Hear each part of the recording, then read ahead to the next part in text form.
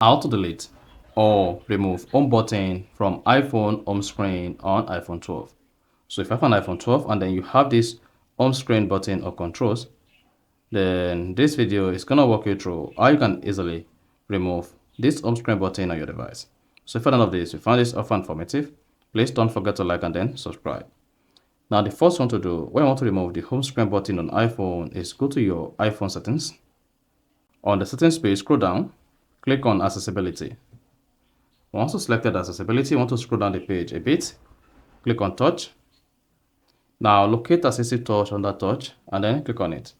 Once you click on assistive touch, you want to disable assistive touch here. And once you disable assistive touch, the home button will disappear. So just go ahead and click on assistive touch.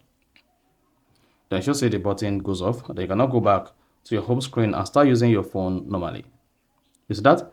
The home screen button is no longer available and it has disappeared. So that is basically how to remove the home button on iPhone 12 series, including iPhone 12, iPhone 12 mini, iPhone 12 Pro, and iPhone 12 Pro Max. So if you found this often informative, please don't forget to like and then subscribe.